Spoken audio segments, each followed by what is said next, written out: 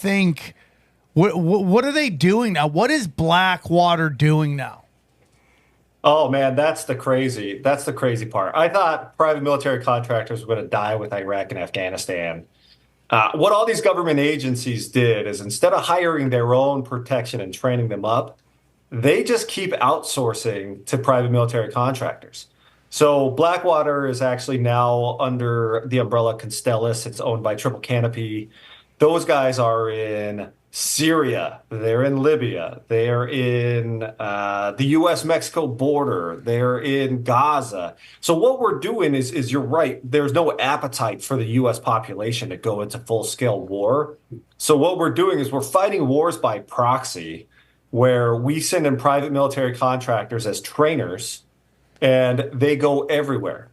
The craziest part is that it's on U.S. soil. So there's a company called MVM, Mike Victor Mike, and they are escorting unaccompanied minors from the U.S.-Mexico border to nonprofits in the United States. And one of those nonprofits, like 6 weeks ago, just got sued by the Department of Justice for sexually assaulting kids.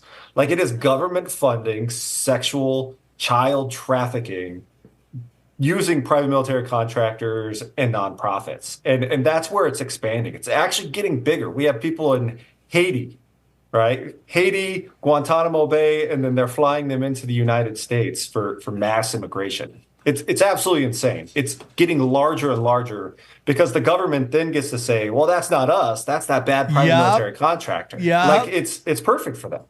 And the incentives for these privatized companies are crazy, dude. Like, the government has to pay a certain number regardless of what happens. And if the private contractor goes over the budget, they have to pay that. No questions asked. No, like, why is it way over? They just pay it. And this is what people don't understand. Like, there's a real disconnect between people. And you listen to all these retards on the internet who are like, I'm okay with paying more taxes. And you're like, well, what are you doing with your tax? Well, what happens to your tax? Well, it pays for this. No, it doesn't. How do you think we get a $34 trillion deficit? Because it goes to pay for everything, the printing of the money. They just pocket your tax money because it's supposed to pay off this interest on this money being printed. That's why it's so bloated, our deficit, because you just have all these black ops things going on out there that just there's no accountability for. So you have privatized security firms transporting minors from the freaking border to pedophiles. Ugh. It's shocking. And what you're talking about is cost plus contracting. So when KBR went over there, for every dollar they spent, they got $1.08 back. So what are you going to do when you get 8 cents back on every dollar? You're going to spend more dollars. That's how that works. A lot of those contracts are that. It's cost plus contracting. The other interesting thing is when I got in the military in 2000, 99, 2000, we were using weapons from Vietnam. These weapons were like, they were just old and disgusting, but they worked. And now you have all these defense industrial or military industrial defense companies that are turning these into consumable goods. They can't make bombs fast enough because they keep dropping them every chance they get. You used to have a bomb for 20, 30 years, and now it's like we have a bomb. That thing is itching. It's just itching to go off, and we just find a way to go get it off. So everybody's profiting off of war, except for the people that are on the ground, getting shot up. And I mean, like, didn't Joe Biden run out of bombs? Didn't he say we ran out of bombs? And did he say we ran out of ammo? Think about that. Yeah. That's insane. We were using stuff from Vietnam, like your 5.56 rounds going through your M16, and now they're saying we can't make enough of those. That's insane. With the manufacturing capabilities that we have now, we can't make enough. Well, you can't make enough of them when you're giving them away for free. Yeah, I was about to say, the Taliban sure has plenty of them from that parade we saw a couple weeks ago. So crazy, dude. So, Johnny, if you go back to your uncle who goes over there, was it your uncle? Yeah, right? my uncle, yeah. Think about it. He's going over there, and these people are buying all this equipment. Eventually, that equipment could get old. And they're like, "Oh, dude, what are you gonna do? You got to use it, bro. You can't just have bombs sitting around doing nothing. Let's just invade this place. Let's throw bombs over here. Let's start a skirmish here so we can go through it." Because, if you take a look at Iraq, I mean, he even said it. Like they were using old equipment. I'm like, so when we send money to the Ukraine, everyone's like, we're sending all this money to Ukraine. Well, actually, you're sending some of that money to Ukraine. The rest of it's going to the military-industrial complex that is selling old weaponry to the Ukraine. Hey man, we got a blowout sale, everybody. We are getting rid. Everything must go. That's what they're doing. What a deal. What a deal. Come get it, man. You want this Vietnam gun, Ukraine? There you go. 50% off. Cosmoline included for free. Yeah, it's like crazy to me. It's just absolutely crazy. You got to keep using these bombs. If you don't have a war, you don't need these products. And it's crazy right now. It's crazy. Like our economy is built on so much dark shit, drug running, sex trafficking, cancer, pharmaceuticals. Like, if you took all that stuff out, our economy would just implode on itself. It makes you wonder, right? I mean, it's like crazy. Like, so let me ask you something. When you say that they're trafficking these kids, do you ever talk to anybody that has seen any of this? Like, what let's say you're involved with that. What is your process in coming to grips with what you're doing? A lot of those guys, I know some of the guys that are doing it, and it's just a job. It's just the same thing as what we were doing in Blackwater. It's the same thing that they did over with Triple Canopy, going over to Iraq or Libya, like you name it. To them, it's just a job. Now, like, I couldn't do it. There's no way. The problem is that nobody wants to take a hard look at this, and it's hard to find it if you don't know where you're looking. Right, like I can go on Constellas's website. I can see that they're hiring jobs in Haiti, at Guantanamo Bay, and then they're moving them into Florida. And I've reached out to the press about it, and they're like, "Well, can you prove it?" It's like, yeah, it's the job posting. And I know that once you get them from point A, which is a DHS, Department of Homeland Security contract, they send them over to these nonprofits, which is an HHS contract. And then everybody gets to like wipe their hands of it. So for contractors, it's really, I'm going to get, this kid from point A to point B, and then, whatever happens, piss on him. Like the whole private military contractor thing is morally ambiguous no matter how you look at it. And I think that some people embrace it. Like, I mean, I just took the money and run.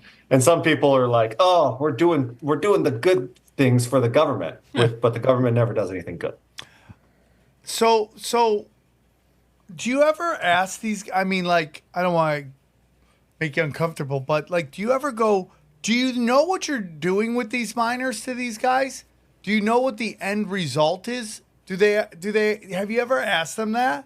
Because I personally, maybe this is why I never joined the military. I could never ever participate in something that hurts kids. It's just wired in me. I don't care what the paycheck is. Yeah, well, one is a paycheck, and two, it's like if I don't do it, somebody else is going to do it, right? Yeah. Those are the two big excuses, neither of which I adhere to, but they are correct in both. I may as well just get paid, and somebody else is going to do this anyway, so I may as well get paid. Doesn't really help. It wouldn't help me get on my pillow and sleep at night, but these guys seem to be fine with it. Yeah, it's those are the famous words of George Soros in that 60 Minutes interview where he's like, if it wasn't me, it would be somebody else, and it's just like, oh, that they always say like, hell is the road to hell is paved with good intentions. Like the road to hell is paved with, if it wasn't me, somebody else would be doing it. Well, Elon Musk says that too.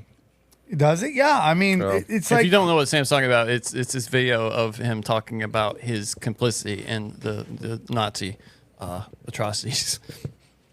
Oh, Jesus. And I mean, it just really is. It's a crazy-ass thing to do, and it's just like... I wonder if do you ever feel like they get involved in the drug cartels? Because, more and more stuff's coming out that the military-industrial complex is working hand in hand with these cartels. I mean, we've seen, like, when you go back to the JFK assassination, that, you know, the CIA, Mossad, and the Meyer Lansky crime syndicate all were working hand in hand to get involved in that. Do you think there's any Blackwater involved in anything going on in Mexico, drug cartels, any of that? If the CIA or any intelligence agency is down in Mexico, I guarantee there's a private military contractor that is assisting, whether that's protecting them or, you know what, it's a slippery slope, right? So you go over there as a contractor, you're not under the rules of Iraq or their laws. You're not under the Uniform Code of Military Justice as a military member. So what laws actually apply to you? And I think that's where a lot of these agencies enjoy using private military contractors, because it is so ambiguous. If you're a CIA person, you have the rules and the regulations of the CIA, but if you're a contractor for the CIA, you don't necessarily fall underneath it. And I heard stories about how they would go out on raids, like Blackwater guys would go out on raids, and I can't confirm this, but the CIA guys would go into a house, the Blackwater guys would be like, look, you're going to get us killed. The way you guys are doing this is bad. So what we'll do is we'll go in and clear the house. We'll kill anybody that we need to. You guys go in and take credit for it. Get all the intelligence you need, and then we'll jam out.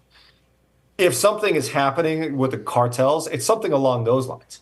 It really is this gray area that is being exploited by intelligence agencies and government officials to be able to say, well, it's not really us.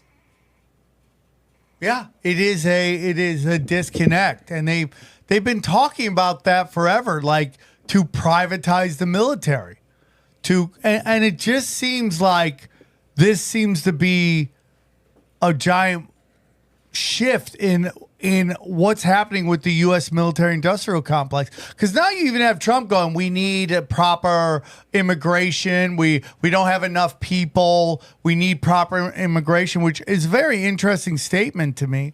But we're looking at all these guys who are coming in through the border.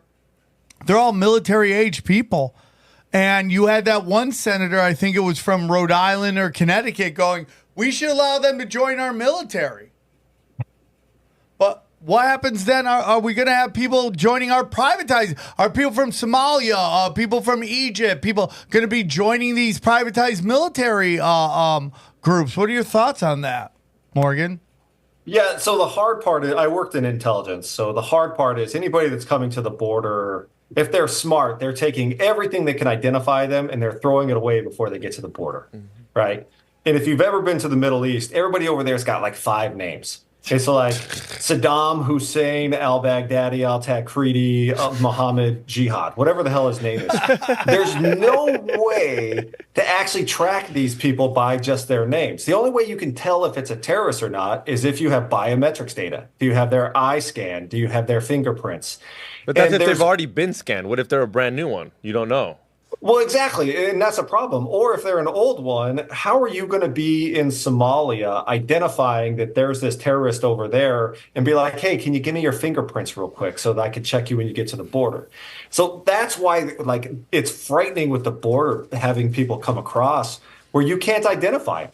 It's not like they have a credit score. They don't have a driver's license. And if they do, they're tossing that thing away. So I guarantee that there's a lot of sleeper cells in the U.S. right now that are just kind of biding their time, trying to figure out when are we actually going to attack and what's the best way to attack with the most amount of, cameras that'll get us on the international news. Would you call that a single what? A what? A sleeper cell. A sleeper cell? A sleeper cell, yeah. Okay. Yes. Yeah, there's a lot of those. Sorry, that's English isn't his first language. And he's microdosing right now, so it's a bad combination. So I find that, yeah, man, I've been talking about this forever. I mean, we have when you have all these immigrants coming here, their hotels are paid for, their food's paid for, they're getting a per diem. I mean, that sounds like you're working to me. That sounds like you're a BlackRock employee going over there somewhere else, or Blackwater, somewhere else to do a job. And then what's going to happen is cut off all the money, and whoa, there's just where did this like stash of guns come from? Do you see that coming? Like, because we just saw in the DNC in Chicago, just piles of bricks showing up. I don't know. Who's bringing the piles of bricks? Who's the brick people? Well, you're going to have a lot of immigrants that are coming in here that are getting a lot of benefits right now. And if that ever gets cut off, you're just going to have a lot of pissed off immigrants. Yeah, I think the plan is, dude. Yeah, well, as soon as you do that, we saw it in Iraq, right? So when we gave them the new government and we started filtering money and trying to give these guys jobs, they were kind of content with it during the surge. And then after the surge, when we started leaving, they went and blew everybody up, right? Because they fucking hate each other. They just do. It's like Israel, Palestine, it's Sunnis and Shias. They hate each other. And as long as they're being placated, usually financially, they'll get along. Same thing is going to happen here with immigration. As long as they're being placated financially, they're going to play ball. But as soon as you start taking that away, I think that's when you're going to start seeing some serious rioting in the streets. I mean, Chicago is a beautiful city if you want to get shot, and now the DNC's down there, and that's really helping out. Well, it's somebody said this the other day. If you look at when listen, I don't have faith in any parties. I'm just politically atheist when it comes to having any hope in anybody. I believe in a uniparty at the highest levels. But if you kind of look at like the energy of each of these conventions, like when the RNC came, there were no businesses boarding up their businesses. But when the DNC came, it's like, light it up. Here's all the fence. Here, hey, we don't like fences and borders, but here's a bunch of fences and borders. Defund the police, but here's a bunch of police. All the IDs. Everyone's got to have ID, even though we've been telling you don't need to have an ID to vote. All this crazy hypocrisy. But if you look at the energy of the two conventions, which world do you want to live in? Which world? I mean, I'd rather live in neither one of them like you. I'm pretty same. straight down the middle. But at the end of the day, Walls said that he was going to invest in a ladder company for all those border walls. So I think it's his fault, right? Like he's letting the ladders come in to get over their fence. Somebody should have shown up with ladders to those walls. Just call them Tim's ladders. Yeah, it's crazy to me. It's just crazy. So let's get into Eric Prince right now. He just did my buddy's podcast, Brian Callen. Brian, why are you interviewing this guy? But he did. And even it seemed like Eric Prince was bitching about the state of the government and the out-of-control military-industrial complex. What are your thoughts on Eric Prince? Is he being investigated for anything? Your thoughts? He is. Actually, I knew about that about 5 months ago, that he was going up on grand jury was looking into him. Eric Prince is I mean, he's fascinating, right? So he started Blackwater and he wanted to do something good and make money on it. That's really what it came down to, is he thought it was a patriotic duty to have all these firing ranges, best in the world firing ranges, shoot houses, you name it. And then he went over to Iraq with Blackwater and felt like the government really fucked him over, right? Because Blackwater, after 2007, the Nisser Square shooting, couldn't get another contract. They started litigating him. Yeah, like he felt like he got the screws put to him. Real quick, sorry. I'm sorry to cut you off. What was the situation that got him in trouble? The something shooting you said? Yeah, so the Blackwater Nisser Square shooting, it was in 2007 where the Blackwater guys ended up shooting, they said 17 unarmed civilians in Iraq. And that got Blackwater kicked out of Iraq. All their contracts literally ceased the next day. Got given a triple canopy, which walked into the Blackwater compound and said, hey guys, you guys are all triple canopy employees now. If you're good with that, sign here. So it was all the same dudes, just a different owner of the contract. But it cut Eric Prince out of the cash. That is crazy, dude. So you're like, hey, it's like basically when you see a company says under new management, they're the same people. They just have another shot caller who's, that's crazy to me. Wow. Well, it's like if Walmart buys out a Kmart, just like you said, under new management. Right, yeah.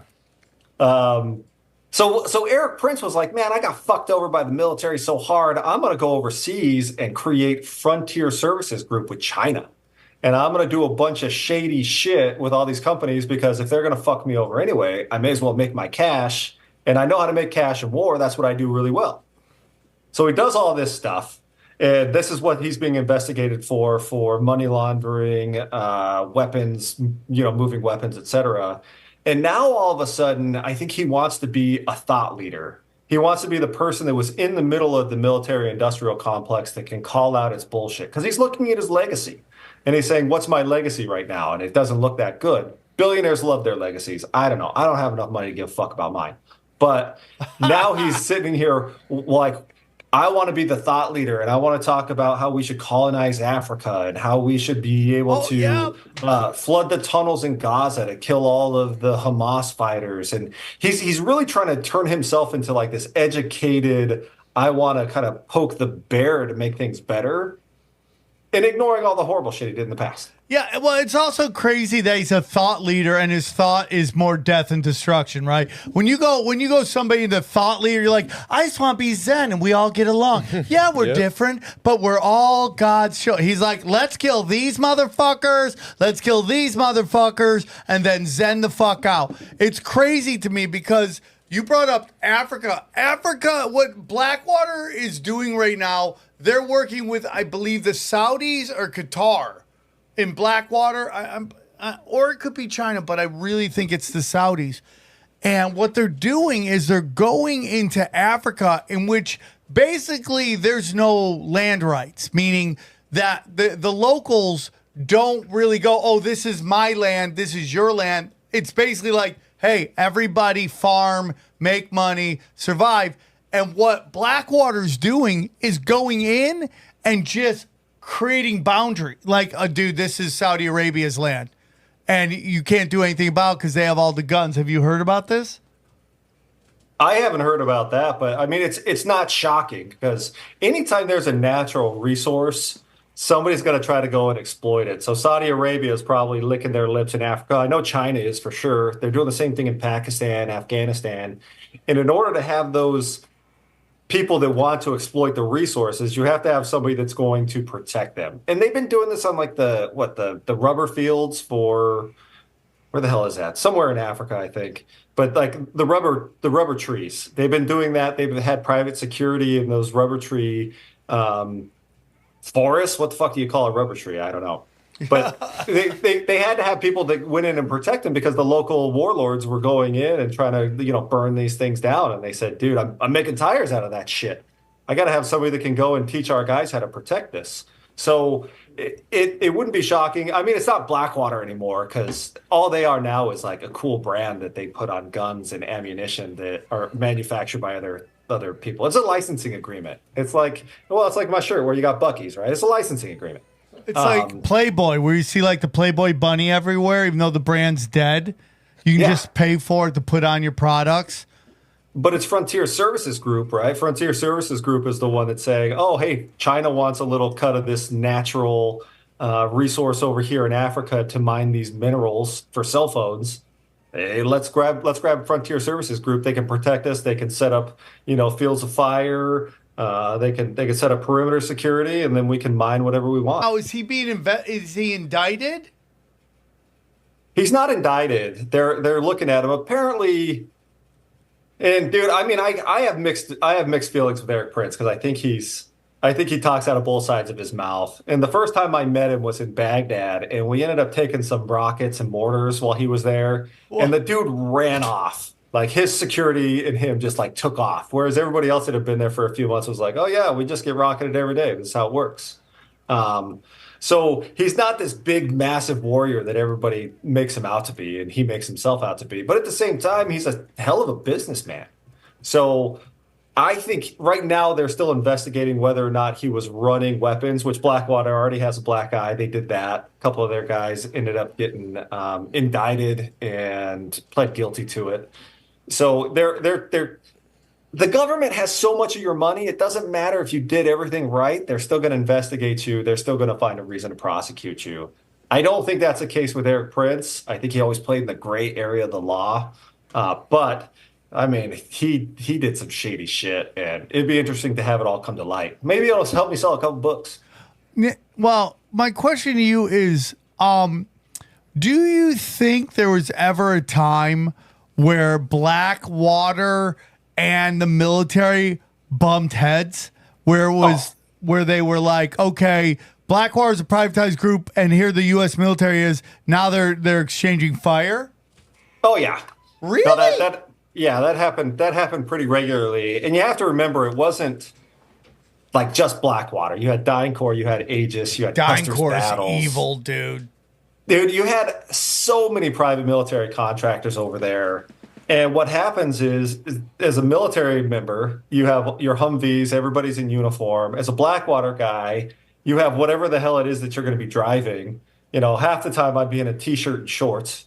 And you drive up on this military convoy, and they think that you're an IED. And they start pointing weapons at you, you start pointing weapons back, and the shit hits the fan. So I know it happened. It didn't happen to me.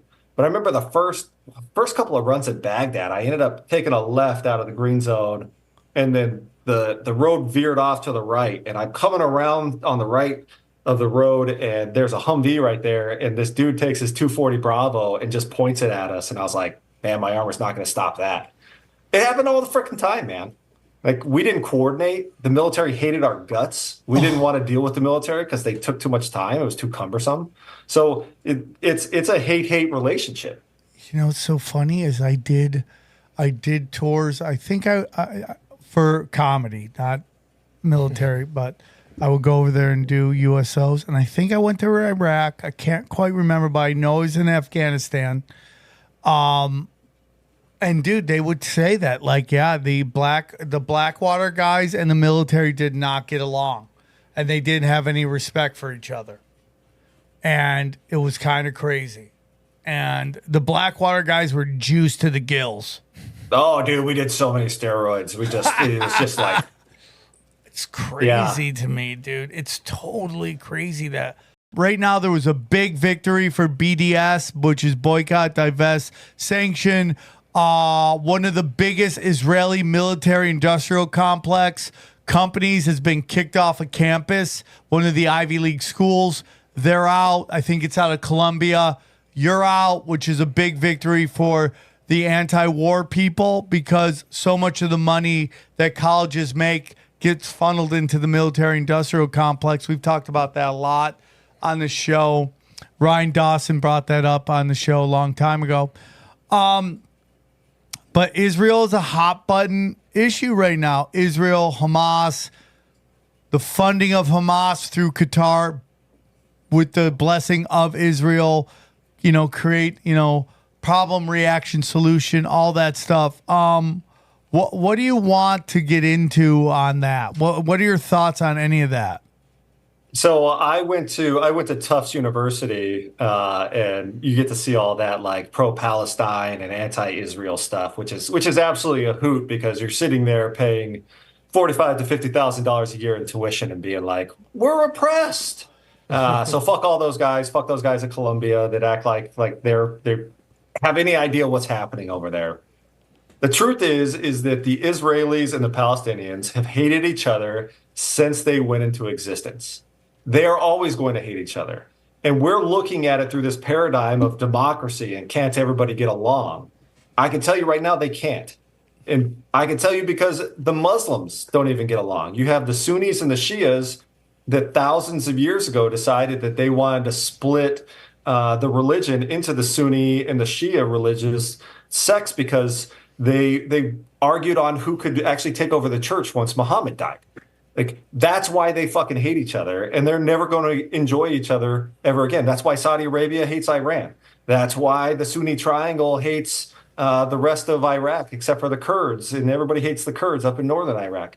They just fucking hate each other, and they always will. So my whole hypothesis is just let them fight it out and figure it out. And it'll probably never get better, but I've never seen the U.S. intervene in anything, whether it's through BDS whether it's through arming one side or the other. When the U.S. tries to intervene one way or the other, we just prolong it. And you're seeing that in Ukraine. Ukraine should have been slaughtered months ago, but instead we just keep giving them arms so that they can send their young men and women to the front line and die. All we're doing is prolonging stuff. We just need to let them figure this shit out themselves. Is there a part of you that is concerned about the Israel drawing America into war, Mossad's role in the JFK assassination, and this kind of like these people want to push America into war so our sons and our daughters die for a foreign country? Do you have any thoughts on that? No, because we're stupid. We don't actually need to be drawn into the war. We volunteer to go into it. So I would say 4 months ago, remember when they were trying to do that pier in Gaza and they said, we're not going to put any boots on the ground? So what they did is they created the pier, and there's a private military company called Fogbow that was going to move all the stuff from the pier into Gaza. Those are private military contractors. Anytime you get into Gaza, you are seen as being an infidel. You are an invader. They are going to take fire. They're going to die. That's what's going to drag us into the war. Same thing with the private military contractors that are supposed to take over the Rafah gate between Rafah and Egypt. They're going to have a U.S. private military contracting firm there that's going to take fire from somebody. It's going to cause an international incident, and it's going to drag us into combat. And that sounds crazy, like it's a conspiracy, but when the Blackwater guys got hanged in Fallujah in March of 2004, the first thing we did is we changed our military posture. We decided that we were going to send the Marines into Fallujah. We started that. We stopped it. And then we sent the Marines into Fallujah again in October 2004. And I was in Iraq for that one. We had a bunch of Marines that ended up getting maimed or killed because these 4 civilians were on the battlefield, and it changed the trajectory of the war and what we were doing. So it's not that far-fetched. You don't need Israel to drag us into it. We're gonna walk in happy about it. It's ridiculous. So you're saying from a military-industrial complex point of view that they love this shit. They want to go in there and just wreck shop. Yeah, I mean, you have to look at the profit motive, right? The longer you prolong something, or if you can get a contract started, it's really hard for that contract to ever end. Somebody's going to have to go into that big multi-trillion-dollar deficit budget and say, stop giving money to Fogboy. That sounds like a gay porn name. Yeah. I'm Fogboy. Anyway, so Triple Canopy, Constellus, all these guys, MVM, they have these contracts, and these contracts just automatically get renewed. So it's really about getting your foot in the door as a PMC, and from there you can make money year after year. So why wouldn't you? Why wouldn't you go over to Congress and say, you know what we can do? We can send some private guys over there so you don't have to send soldiers and look bad. And if anything bad happens, a contractor dies, it's not that big of a deal. It's only going to make the news for like 24 to 48 hours. If a soldier dies, it's 2 weeks. So send my dudes. And man, Matt Gaetz and all those guys just eat that shit up. I was having lunch with a friend of mine, and he was telling me a story about how him and his buddy were in the military, and he decided to get out. His friend decided to stay in, and his friend had lunch with him one day. And he told him, like, if you ever hear a story about me dying in a plane helicopter crash in a flight simulation where we're trying to practice maneuvers and all that stuff, just know that means I died in a black ops operation that went bad. Have you ever heard that? I mean, look, dude, there are some really highly trained military units, and I don't know if you've ever looked it up. Who knows if it even exists, but it's called the Army of Northern Virginia, which is supposedly a military part of the CIA. So I know that these things actually exist and they're out there. Here's the one thing that I don't trust is because Jason Bourne doesn't exist. I've worked with some of the baddest people on the planet, and the first thing they're going to tell you is every cool thing they've done. Like, nobody can keep their fucking mouth shut. So being able to hold that stuff in it's exceptionally difficult for me to think that anybody's going to be able to keep this big secret for the next 20, 30 years. So it's happening, but by God, somebody's going to blab their mouth at a bar in Virginia trying to hit on a 22-year-old co-ed, and it's going to be all over. Dude, people spill secrets for pussy, dude. Always spilling the secrets. Tale as old as time. It's like Beauty and the Beast. But there are like black ops that we don't hear about till much later on, right? Like, I mean, we kind of have a history of that where it's like there's been operations that we didn't really hear about till much later. I mean, when you have, you remember Trump's like, I'm going to release the JFK files. Then he read them. He's like, okay, we don't need to release these. Too. Yeah. Right. We don't need to put that out, which I'm sure was just like our intelligence agencies, along with Mossad and the crime syndicates, took this motherfucker out. They don't want that out. They don't want that out. But I mean, you don't think there's any black ops out there that like people don't hear about till much, much later on? I mean, like for a while there, the crack epidemic was funded by the CIA, and that didn't find out till much, much later. Any thoughts on that? Yeah, dude, all those ones that you bring up happened like 60s, 70s, 80s, where you could actually control some of that information.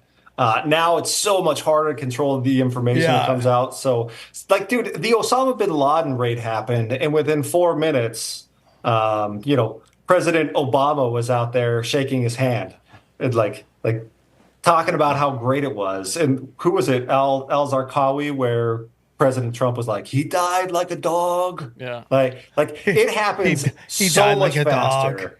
Yeah, so I'm not saying it's not happening. I'm just saying that 10 years, 20 years before you find out about stuff is probably a whole lot harder, right? So the stealth bomber started being made in the early 80s, and we didn't know about it until, I think, Kosovo.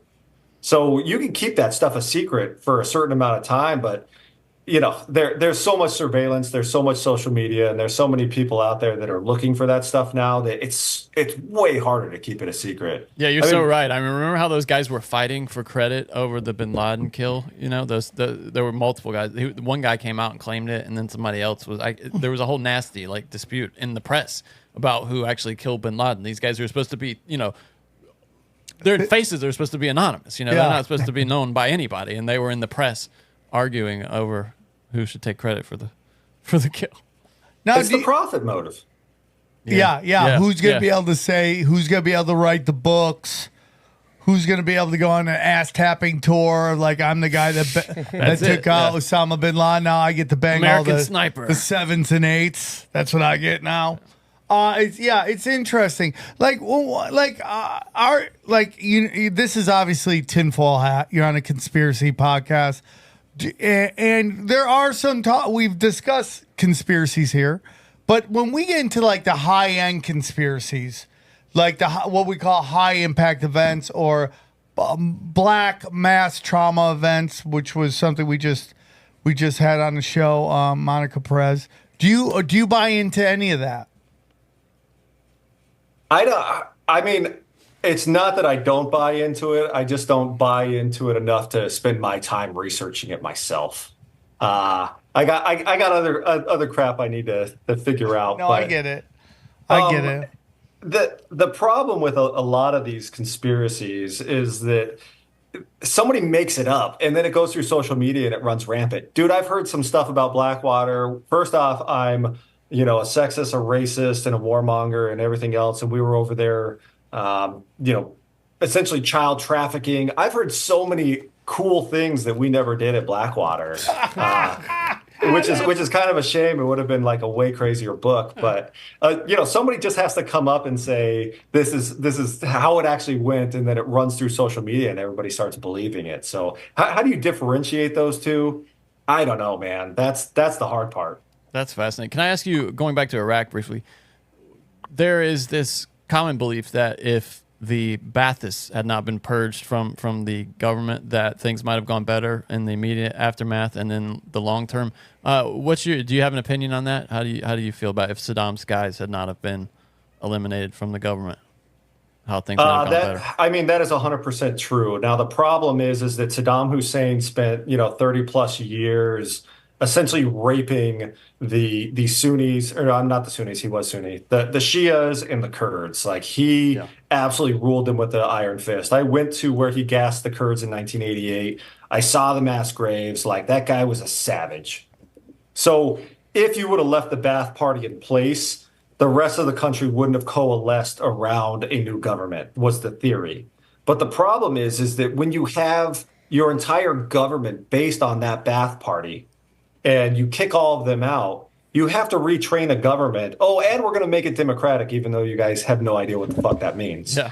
Like when I say people didn't know how to land planes, nobody in their government was available because you couldn't hire Ba'ath Party people to help you land planes. So we had FAA guys over there that we would drive over to the airport so they could teach people how to land planes, pick up garbage. How do you sell oil? Dude, I went to their stock exchange and it was something straight out of like the 60s, dog racing, where they had chalk and they had like the name of the stock and who was buying the stock and what was the price. I mean, it took them from, probably the 1990s where they were at sophistication back down into the 60s and 70s. And then hey, we're just going to rebuild you guys in a year. You're going to be great. Like just completely unrealistic. We should have left some of those Ba'ath Party people in place, especially in the government. Do you think that democracy is even attainable in any like I would say maybe a generation or two? Like how far away are some of these countries from actually being able to have a real democracy? No, dude, it's never going to happen. Never going to happen. Fuck no. No, because so when you and I think about ourselves, and I think regardless of your political affiliation, usually you say I'm an American first, and then people start defaulting to am I a Republican or a Democrat or a liberal or conservative, whatever. When you go to the Middle East, they start with I'm a Sunni or a Shia. And then from there, it goes to their tribe and it goes to like all these things. And then at the end, they say, oh, yeah, and by the way, I live in Iraq. There's no cohesion around a nation state that any of those countries really hold unless it's a monarchy, unless it is Iran or Saudi Arabia or Kuwait, where it's like the royal family and they have enough oil to give everybody all their shit for free for life. So in order to have that democracy, I think you have to actually have the willingness of the people to say, I am a citizen of this first before they start putting their tribe and their sect and everything on top of it. And dude, it's never going to happen. You said we shouldn't intervene and we should let them fight it out. Like till when? Till they bomb each? I mean, do you don't think there's a point that we should maybe just go in, just police the world? Yeah, at all. I'm not for policing the world. Has it ever helped? No. That's my question back. It's like, has it ever gone good? Look at Somalia. That place, man, if you haven't vacationed there since Black Hawk Down, you're missing out. No, you're right. There's a time where you're like, oh, we should fucking police the world. No, I mean, there's never been a good time. That was George W. Bush's whole